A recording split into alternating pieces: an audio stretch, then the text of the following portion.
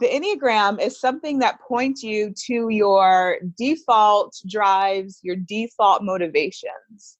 So it's made up of these basic fears, these basic desires, our emotional habits, our mental habits, and these core beliefs that really drive forward the action that we take in the world. So the Enneagram is something that points you to where you might be off track often, things that might be in what we call blind spots that are stopping you from really living your best life. And for me, living free, getting some freedom from these default patterns is one of the most amazing things about the system. This is Your Kick-Ass Life podcast, episode number 343 with guest Jessica Dickson. This is the Your Kick-Ass Life podcast with Andrea Owen, a no BS guide to self-help and badassery. Because ladies, let's face it, life's too short for it to not kick ass.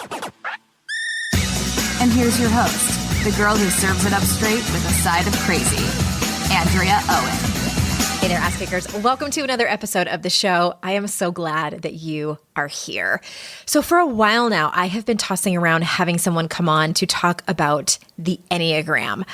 I know a little bit about it. I've dabbled in it just by taking the test and learning about my own type, but I'm very interested in how this relates to personal development, which I know that we're all here interested in that. So you may have done some research into maybe your astrological sign or Myers-Briggs or any of those kind of like personality tests. I know StrengthsFinder is another really popular one, but today we're talking about the Enneagram. And I am so excited to bring you today's guest. A real quick announcement before we get started that we do have some openings to work with me personally, as well as team members over here at YKAL. So if you are somebody who needs support in terms of your life coaching. I also have the Shame Resilience program that I do, the Daring Way, as well as general life coaching. And also if you're a life coach and you would like some help, some consulting in your life coaching business, we can help you with that as well. yourkickasslife.com/coaching or yourkickasslife.com/consulting. So for those of you who may not know today's guest, let me tell you a little bit about her.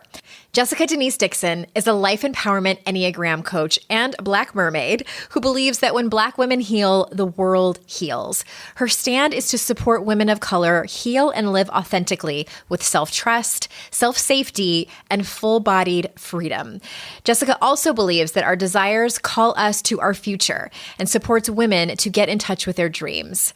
Jessica finds that we have deeper healing when we combine the inner work of the Enneagram with identity work and supports people who identify as white to explore their bias to create the new future. These things have ripples out into the world. So without further ado, here is Jessica. Jessica, thank you so much for being here. Oh, thank you so much for having me.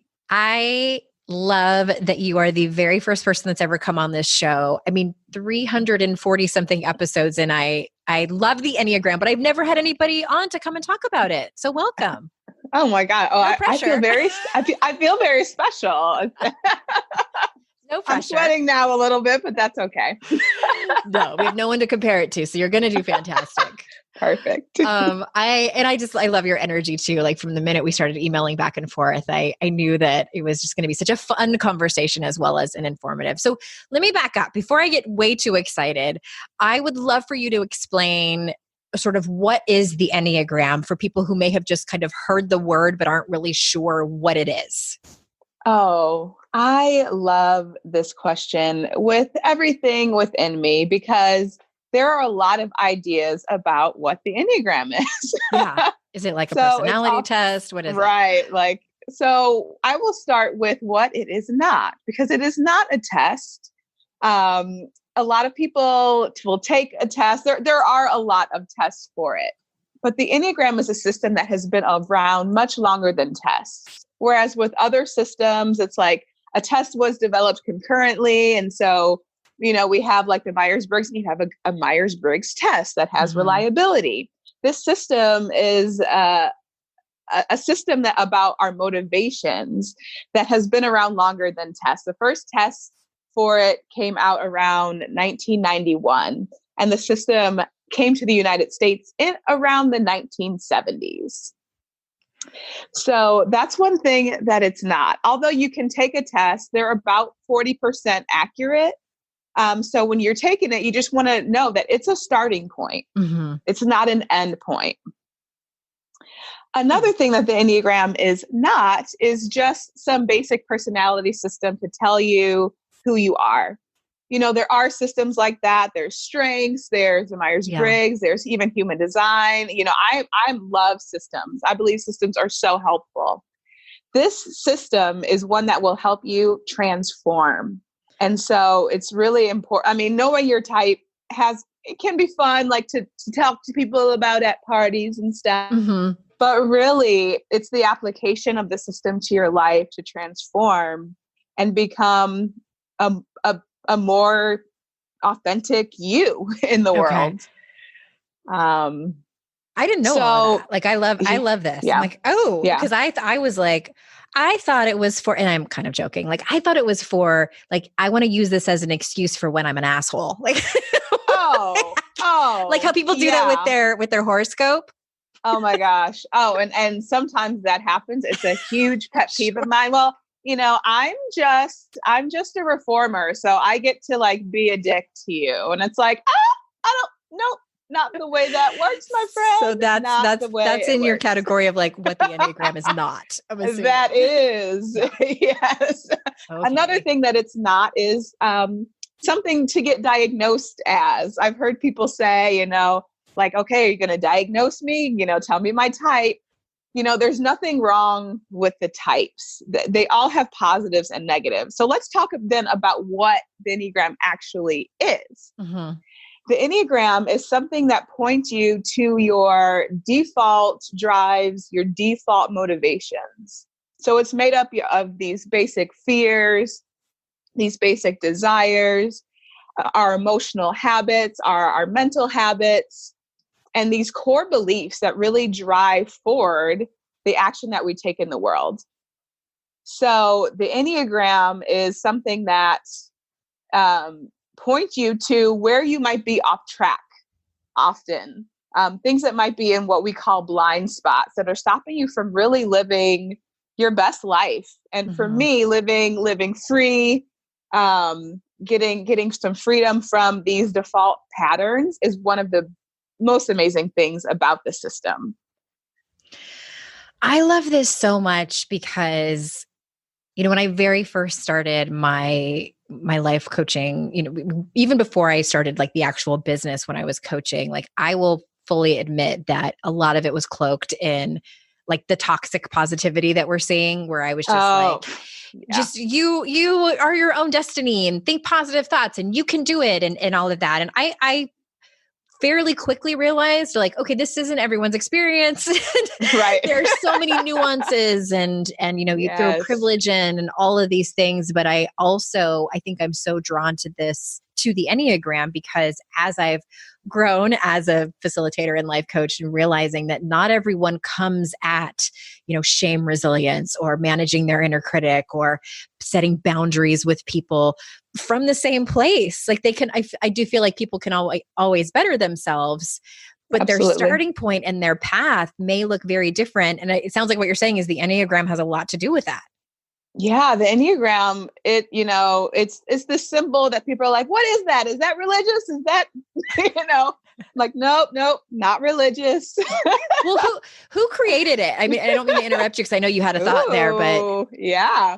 Oh, this is a great question. So there's a little bit of mystery about how exactly the Enneagram was created, but it's, you know, the symbol actually dates back to almost, you know, the earliest symbol that I've heard of dates back 2500 BC, long time ago. This symbol has been around.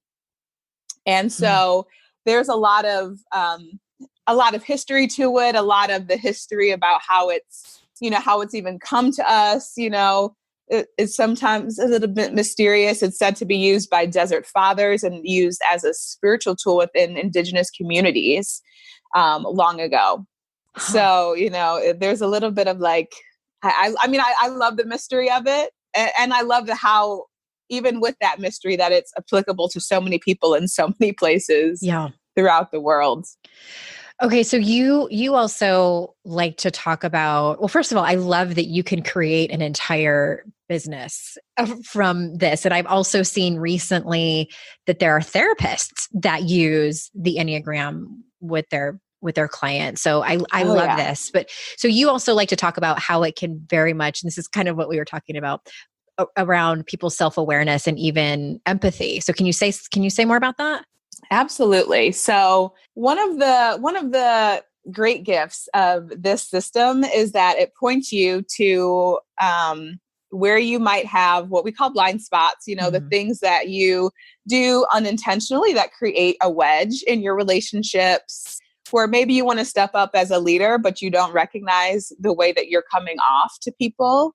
And it's actually creating more disconnection, or it's creating a dynamic that people aren't seeing you as the leader that you know yourself to be, or that you have within your potential. So when people start doing their work, you're not just looking at like the bright, shiny things.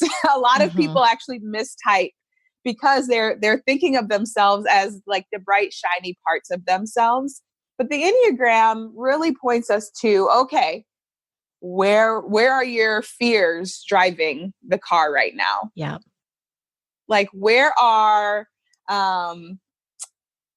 these core beliefs that you have to be strong, or you have to avoid these certain things, actually the thing that's driving you forward? And then when you start to see that, you actually have more access to more emotional intelligence, more empathy for understanding yourself, and then understanding other people. The system actually points to the fact that there are 9 distinct types that are motivated by different things, that have different energetic focus, different emotional focus, different mental focus. And it helps us actually understand, that maybe the conflict that I have with someone has nothing to do with the thing that I think that it does. It's actually just that we're just different, right? It's not like that there's a personal issue with me that person has. It's like, no, their focus of attention is just totally not the same. And so when groups, when people in relationship, when teams start to do this work, it opens up a whole new world. Because if I can see that a type 1, who is often called the perfectionist, that their focus of attention is the flaws, then I don't take it so personally when I'm corrected. I'm like, oh, okay, that is their use. I mean, they might not know how to communicate it, and that might be their work, but they're utilizing one of their superpowers with the team right now. So I don't have to take things as personally. I can actually see this person has a different focus of attention, and it's different than mine. Yeah. I'm like a get it done and let's move on kind of person. They're like a no, let's slow down. Let's look at all the things and make sure that it's perfect. I imagine that, and I've had this in my experience, that once you look at your type and you look at like the motivations and also the fears that they have, it can feel validating as a human being. Because I think, and I don't work with men as much as I work with women, but I know for a lot of women, especially the more assertive and dominant, powerful, I'm using air quotes over here, types, we grow up feeling like we're wrong, like, no, you don't act like that. You need to be more passive. You need to be more quiet. You need to be more compassionate. Do you see that a lot in working with clients, and when they would, like, for the first time when they see their type? Yeah. So there's a mix of reactions when people usually find their type. Some feel like it's like a punch in the gut. They're like, oh, well, why would anyone want that? There's sometimes a strong shame reaction. And that really does point to, like, what has your experience been with you being able to be fully expressed in the world? And so I think it points to that question. And I think that's a good question for people to ask, when they do have that reaction. there's also feeling like, oh my God, you're reading my diary and no one is supposed to know about this. Like what, like get out of my, like close it up.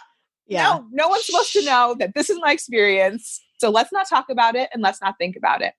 Which is why I think, when people are first getting to know the Enneagram and they're super excited, they want to know everyone else's type, but it can be very, very personal and very, very private. And this very, it can be a very shaking experience when you have this thing that says like, that points you to the way that you've been in the world that maybe you didn't even have the language for, but it feels so personal and so private, to a lot of people when they're first really learning. And then for others, there is validating. There is that validation. So I do want to say that some people are like, oh my God, this explains everything. Yes. And thank God I can finally like live into the person that I'm meant to be. Well, I'm curious what your experience was when you got to know your type and read about it, and like, tell us like what was going on in your life. What was your experience like? Yeah. So I found the Enneagram when I was working in higher education. I had recently got a promotion and I was starting to supervise full-time professionals. And I really wanted to give them something that was professional development that was really special, that was going to really honor them. I was in my mid-20s. A lot of them were in like their 60s and 70s. So I didn't just want like a strengths finder, like something, that's all fine. And I love the strengths finder and like no shade, but I wanted something to them that would actually just help lead them forward, and not just like point to the good things, but also say like, hey, here's something that can actually help strengthen you. Yeah. And so I did a Google search. The Googles pointed me to this random PDF on the Enneagram. Like I didn't know who the author was. It was just like this information. I was like, whoa, this is great. So then I did a rookie mistake and I took a test and I tested as a 2. Now my top two were Why was it a 2 and rookie 8. mistake? Because it was just some random website? Well, because tests can be so, wrong. They can Was it like be a BuzzFeed so inaccurate. quiz? I mean, I don't even remember what it was probably like, it was just one of those free, and there's so many. I've taken over 20 tests, but I've tested correctly 2 times. Okay. In my over the years. Okay. And so, tests, they can just be so inaccurate. So I took a test and I just did that because that's what you do, as one does. And I got 2 in my top and 8 in my second. And I resonated a lot with the 2. But I realized that what I resonated with the 2 had a lot to do with my codependency. I was exhibiting a lot of the low-level, unhealthy type 2 behavior. And when I started doing my work, which I thought my work was type 2 work primarily, I started What is the name of the top 2? Because I know each of them have names that kind of describe what they are. Yes. The type 2 is the helper. It's the mentor, the advisor, sometimes the guide, the befriender. The one who is always at the ready to help.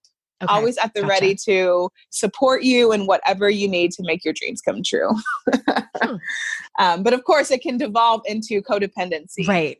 Like, I need to help you. And it doesn't even matter if you have authorized me to, but I'm going to help you.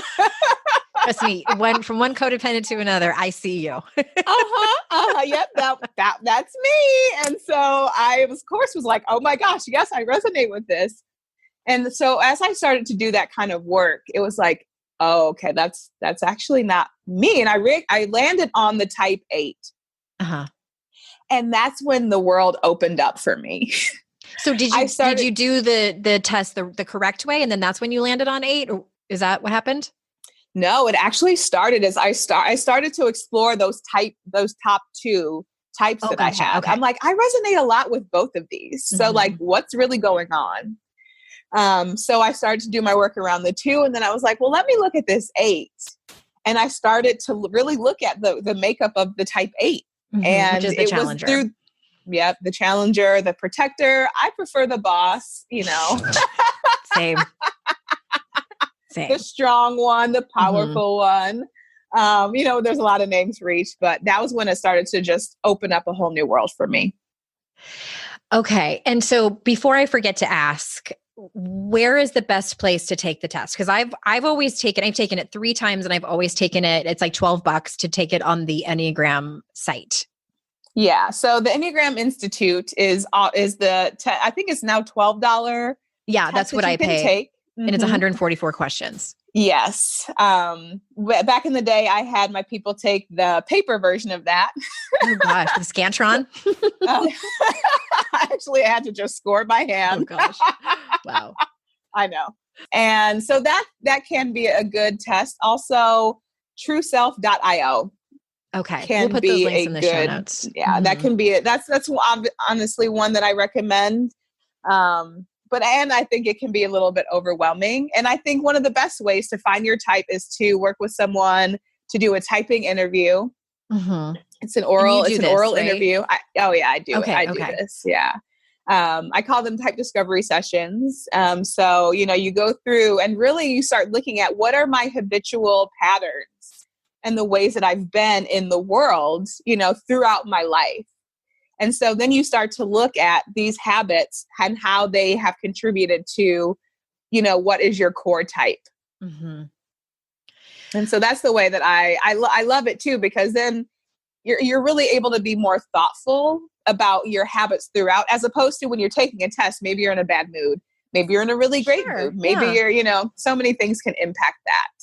I have loved the Enneagram, and thank you for telling us your history with it, because I also loved the details just about how this can help us, because we're all here and everyone's listening to this show like, how do I be a better person? How do I be a better human? Oh, yeah. Both for myself and for everyone else.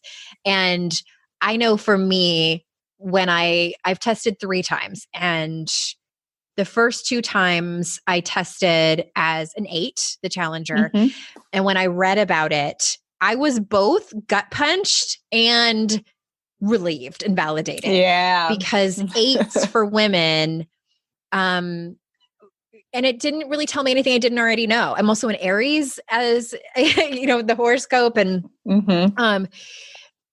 it felt like, okay, I'm not broken. Like, this was in my DNA. The universe made me this way for a reason. And also I was like, I kind of don't want to be this way because the world tells me I'm wrong for being this way. And it wasn't until I got older, because now I'm 45 and now it is true what they say, when you are in your 40s, my hope for everyone, if they haven't reached this place yet, is like, you give way less fucks about like other people's judgments about like how a woman should be.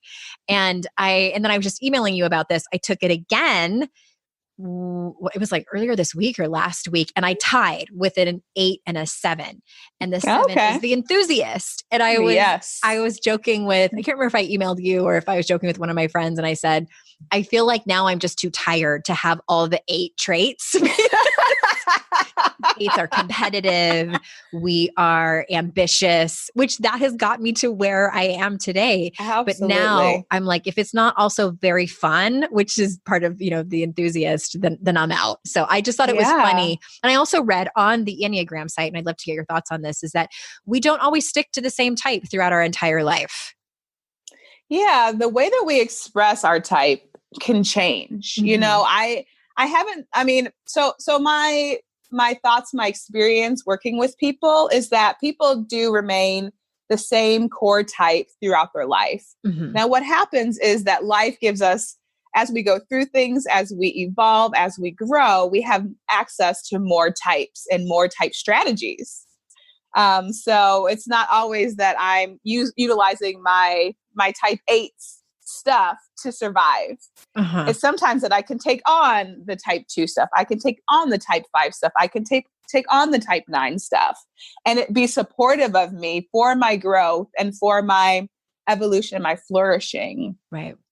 And the way that it shows up, the way that the type shows up is going to change depending on, season of life, depending on, growth. There's just so many things that impact it. And so oftentimes we don't have the same expression of the type, depending on the things that we've been through and really what we've healed, because our type really shows up at the base level as a protective mechanism. And so when we realize we don't need to protect ourselves in the same way, or that maybe success actually doesn't look like just being strong, like the type 8 thinks that it will, then we start to have access to more of the system. And, we don't have to rely so much on our type. Okay. I want to shift gears slightly and, talk about what 2020 has brought us. 2020 is going through a thing, and right? Thing. So what does the Enneagram have to offer us during this time, both of a global pandemic and really a global reckoning with systems of oppression? Oh my gosh, I absolutely love this question. I think that what I saw when the pandemic first really hit the United States, at least, is people really kind of like doubling down on their type in some major ways. And probably not the better parts of their type. usually not. The type 8, I saw type 8s like, I don't need to wear a mask. What are we locking down for? Like what happens sometimes for the 8 is this sense of invincibility, this sense of like, I'm untouchable, I'm strong, nothing is going to harm me anyway, because I have made myself powerful. And so, that's not always the greatest thing. It can be supportive, and it can, like I said earlier, drive disconnection with people, with what's going on in the world. Yeah. And so reality. I saw that with a lot of people kind of like doubling down on their type. The type 7s that I know, the enthusiasts, they made even more plans, and they had to make sure that their calendar was still full, even though, everything was kind of shut down in their lives. So people found ways to still be strong in their type. Now, what I believe is the offer of at least coronavirus and the slowing down is actually being able to slow down, to be able to see ourselves more clearly, and to be able to then really choose and create a new world that we're going to live into. One of the things that I work on in this business is helping people actually get to their desire. What do you really want in life, and what do you want to create? What is the world you want to create? And I've just, believed from the kind of the start of coronavirus, even though my whole life was shut down and I didn't enjoy it, and I spent a whole lot of time out with the people. But I saw it as an opportunity for us to create, okay, when we're out of this, what do we want our world to look like? When we're out of this, do we want to still be living in those same protective mechanisms, or what can we do now to support ourselves so that we're more free to be in the world? Yeah. And I think with a lot of the social issues with, Ahmaud Arbery's death, Breonna Taylor, George Floyd, that has awakened many, many people. And one of the gifts that I believe has come is the opportunity to actually look at how is our identity, our sociocultural identities, our race, our gender, all of those things. How do they impact how our type expresses ourselves? And how does our type show up to either maintain systems of oppression or to dismantle them? Because you're either doing one or the other. Right. And if you're not thinking about it, it's likely that you are upholding them. It's likely that you're upholding the systems. Yeah. Yes. And well, that brings me to, I know that you have a group program called Disrupt, where it uses Enneagram work to transform bias. So can you explain how Enneagram works specifically to help people transform bias? Yeah. So disrupt the narrative. It's a total like a type 8 thing. We always want to shake things up. Yes. Well, I have a business called Your Kick-Ass Life. So I mean, if that doesn't scream 8, I don't know what does. It's almost funny at this point. Yeah, totally. Anyway, disrupt the narrative. Yeah. So disrupt the narrative. It's a 3-part program. So it's 9 months, because what I really want people to get is that this is lifelong work. And what we need to do is we need to slow down. Yeah. we need to know that for systems to change, systems changing comes from us doing our work. It's not that we change the system and then somehow things are going to be better, because we're still going to have, if we still hold on to the same bias and try to change the system, we're just going to add bias onto a new system. Just covertly. And yes, I hear you. Mm-hmm. So this program, it's 9 months. It's slow. It's nervous system work. We have one of the first things we'll do in this program is a self-care plan. One of the things that's a regular part of this program is getting in the body. We're going to really work on emotional intelligence, and build an understanding like how we feel and how our reactivity really impacts how we be in the world, especially around these topics. When oftentimes, people who identify as white, when they're challenged in their identity around privilege or power, there's often reactivity. Mm-hmm.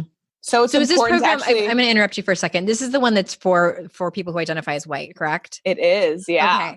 Okay. So the first part, people, myself included. Yes.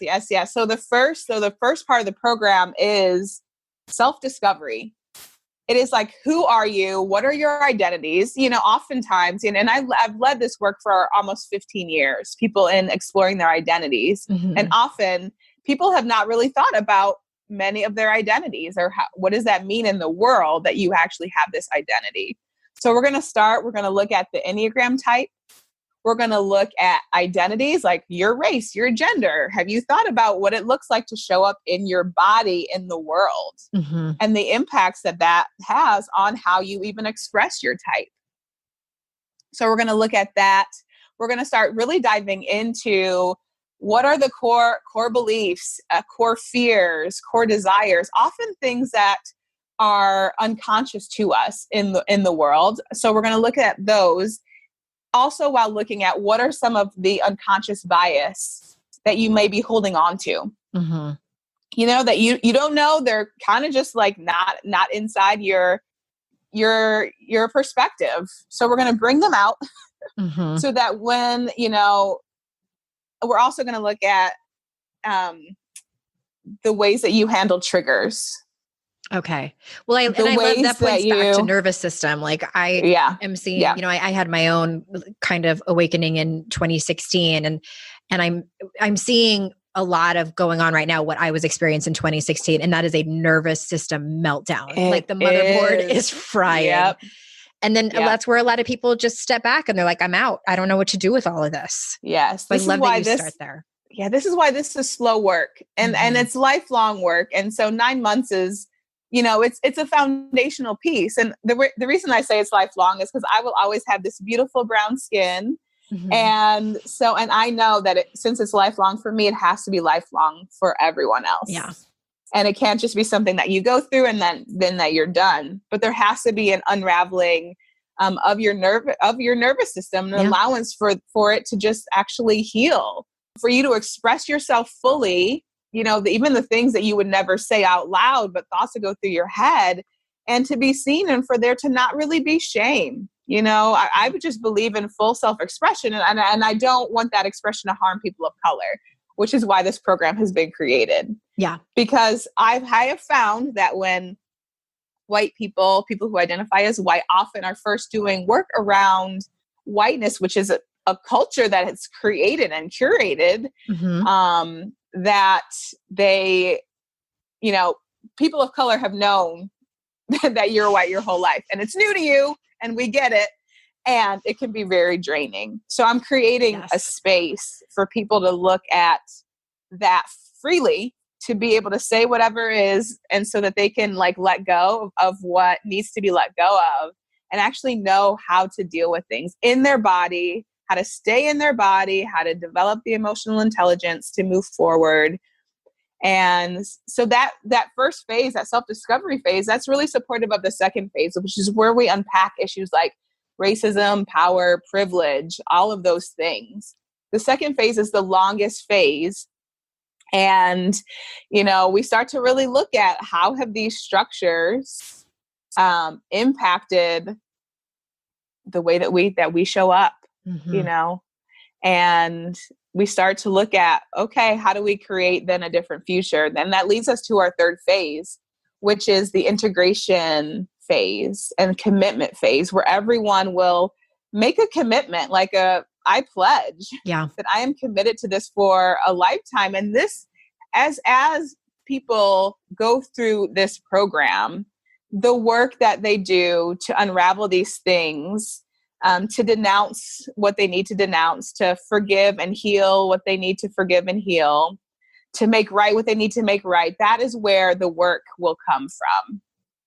So I know a lot of people want to really rush into work, and really what happens oftentimes with that is saviorism, white saviorism, and communities of color are harmed. Because you can't just go in and, because you're going to add, by default, you will add your bias if you do not transform it.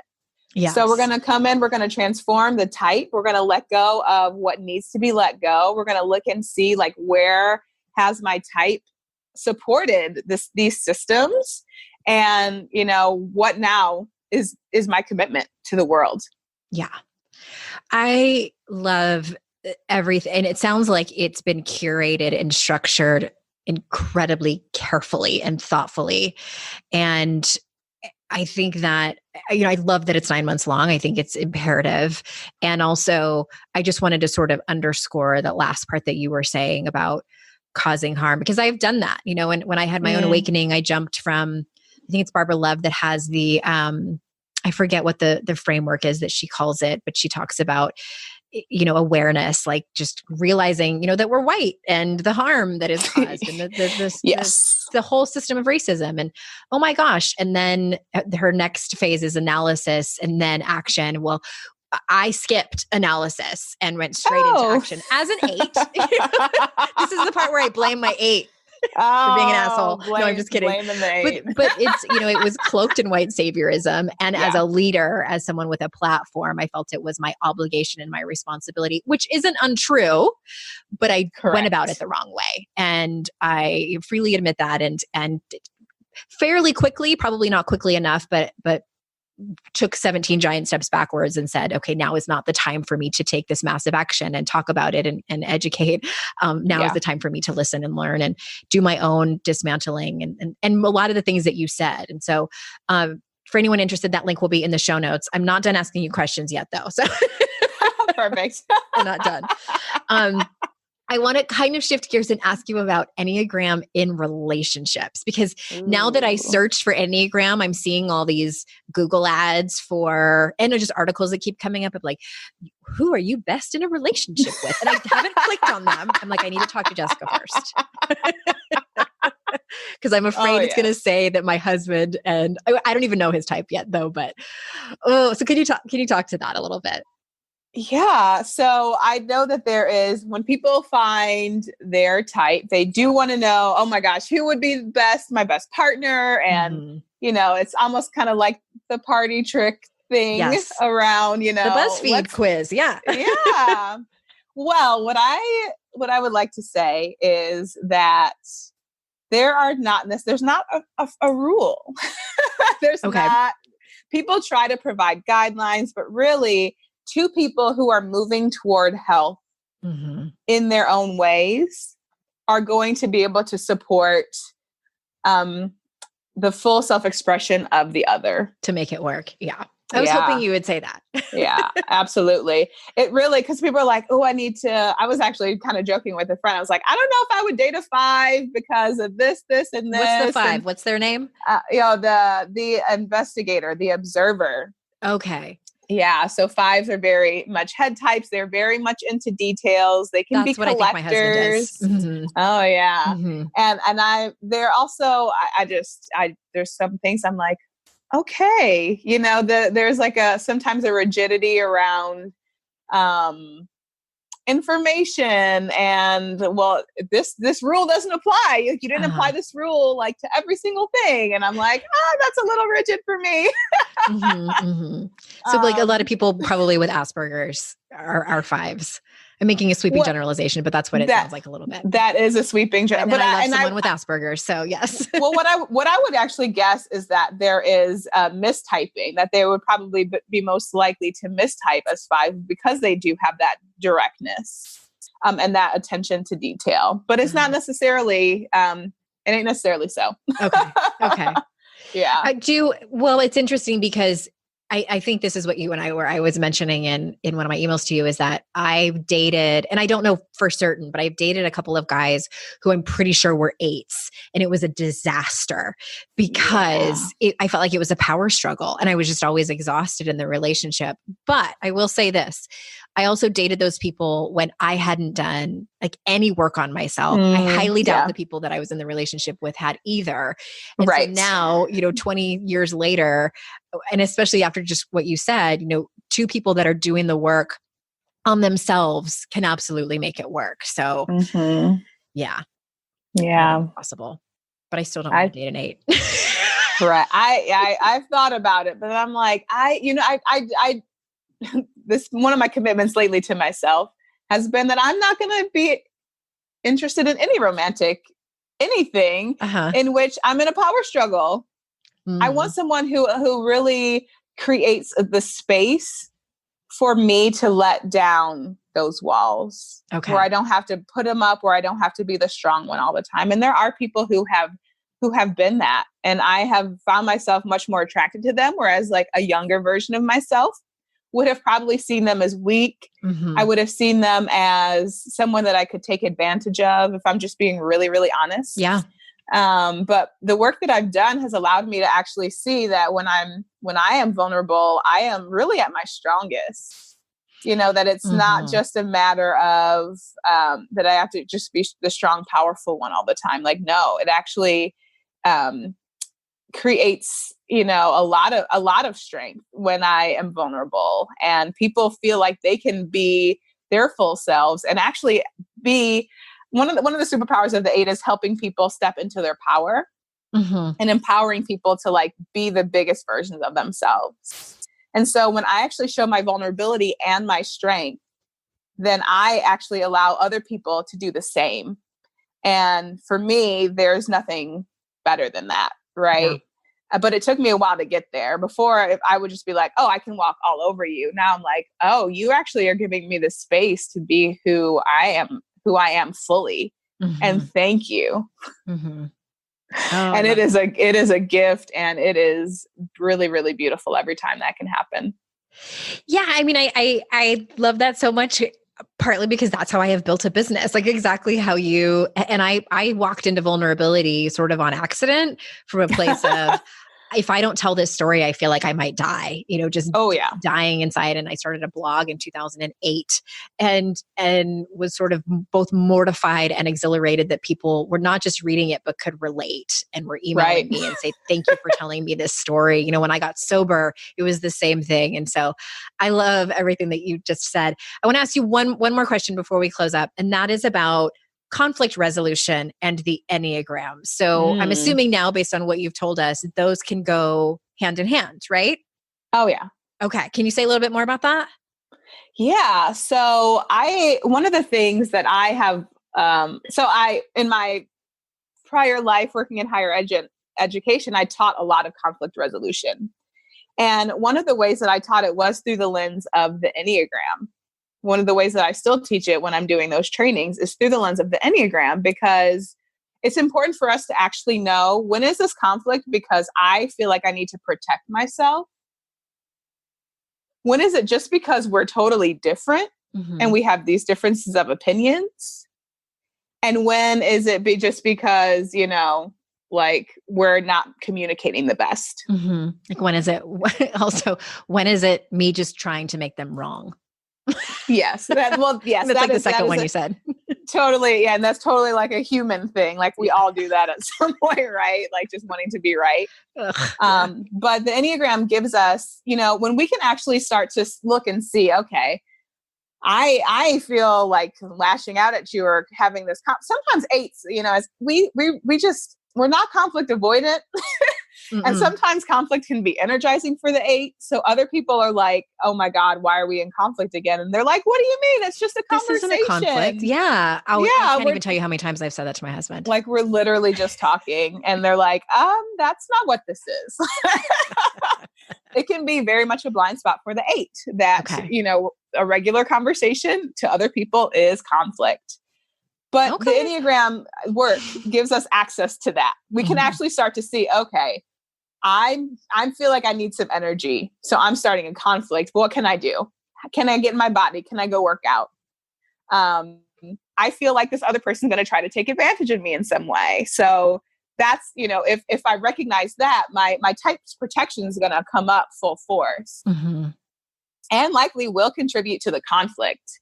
So when I actually can look inside and say, oh, okay, I need to protect myself in this way, or I feel like I need to protect myself in some way. Like, you can start to ask yourself, what's being threatened? Okay, like, what do I need to protect? Do I need to actually protect anything?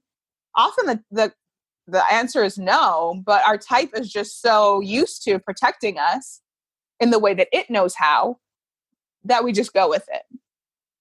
So we start to actually create more of an opportunity to observe ourselves and to see, okay, I'm just going into this full force, and now actually know, okay, well, you said it in this way. Okay, this is just a miscommunication. It's just a matter of semantics. You said something weird. I didn't understand it. I felt like I needed to protect myself. That's not what you meant. Okay. Yeah. But it's that self-awareness that like, whoo, it just changes the game. Yeah. And that sounds like a lot of what emotional intelligence is as well. Yes, absolutely. Yeah. Okay. Absolutely. Oh, my dear, I could talk to you all day long. I appreciate this conversation so much. And so you're at jessicaddickson.com. Is that correct? Yes. Okay. CK, not the X. Not the X. Okay. And then the Disrupt program that we talked about is also in the show notes. And do you want people to come and hang out with you on social media? Is there a particular platform you love to hang out on? Oh my gosh. I am on Instagram. I am on Facebook, Jessica D. Dickson Coaching. So come find me. We'll find her and tell her what your type is and that you heard her on this show. And I'm still kind of in disbelief that I haven't had anybody on to talk about this, because I mention it every once in a while, but maybe I was just waiting for you to come along. That sounds very true. And I'm honestly honored and super excited. And I'd love to be a resident Enneagram expert. Yeah. If anyone has any questions, I'm always down. Oh, thank you so much. And everyone listening, you know how much I appreciate you. And I'm so incredibly grateful for your time and that you choose to spend it with me and my guests. And until next time, everyone, I will see you all out in cyberspace. Bye-bye.